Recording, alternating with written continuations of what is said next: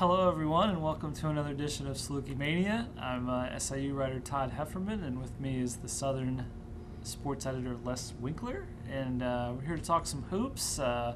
Salukis are off to Ball State tomorrow in the bracket buster matchup. That game is at Saturday in Muncie, Indiana at 1 o'clock.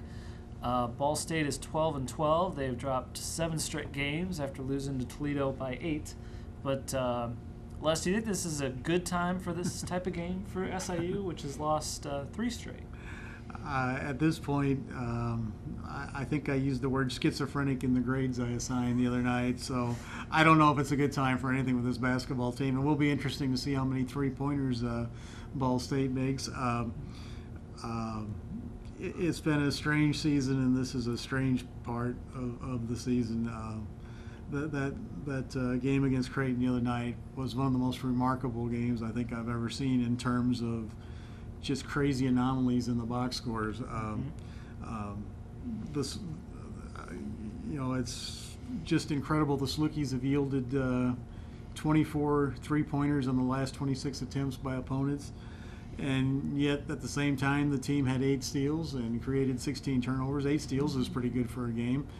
16 turnovers isn't bad. So, and I thought early their defense in the paint was very good. They frustrated Doug McDermott early and got him to throw an elbow to get his second foul, which pretty much eliminated him for the first half.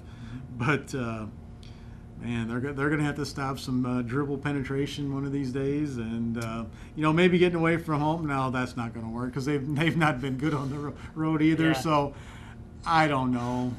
I will tell you they should get a break. Should get a break as far as the perimeter prowess of this team. Ball State was 9 of 30 threes against Toledo. Toledo was 12 of 17 from the three-point line last night, and they are not a tremendous three-point shooting team. So it's not like playing Creighton, but at the same time, personally, I thought that something like the other night was possible just because Creighton is such a great shooting team. They have been all year. They had been in a rut 3 games going in. They still have some buzz for playing the Salukis, and they just, I couldn't believe they only missed 9 shots. Yeah, that was remarkable. And from the field, I fully expected Creighton to come out and really play well. I mean, they'd lost 3 in a row. All of a sudden, they went from being an NCAA lock to people saying, well, maybe they don't belong.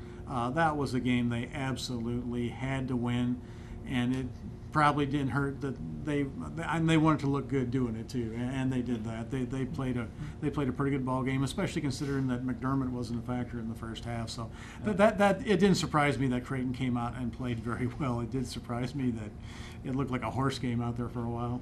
Yeah, and now the other record the Salukis are kind of chasing here. Their 21 losses would be the worst in school history, and they've got 19 now.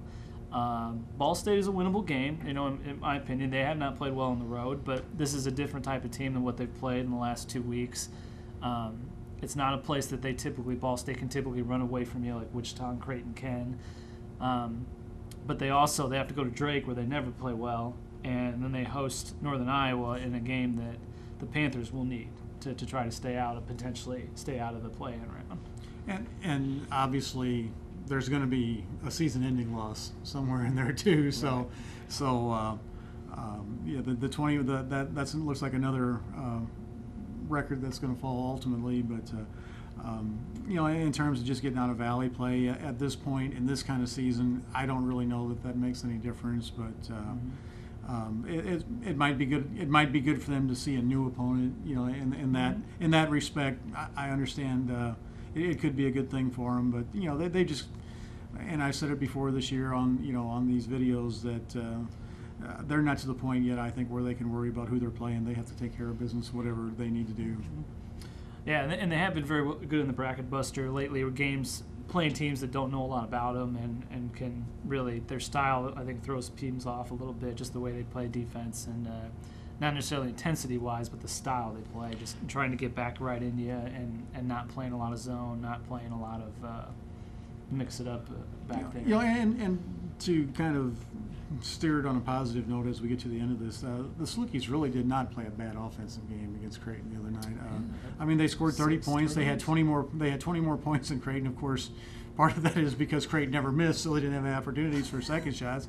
But on the 30 baskets, they had 15 assists, and I mean that's a great ratio. And they only had 6 turnovers in a game, and 15 to 6 turnover assist to ratio record. You know, a coach is going to take that every night. So I mean, they did some things well, but that's just the kind of year it's been for, you know, on this side of the scale they do this right, but on the other side of the scale it's this wrong. So. Yeah, and Ball State does have an NBA type forward, 6'9", 230-pound forward, pretty good, named Jared Jones. He's averaging 16 and 9, but SIU's front court really has been a strength for them. So I would hope that'd be a good matchup for them, and we'll see. The game's not on television, to my knowledge. It hasn't been added to ESPN3 at this time. It's so you'll be able to listen on the radio, and you'll also be able to follow along with our live blog at thesouthern.com. And on Twitter at Todd_Hefferman. So I will see you next week, and thanks for joining us.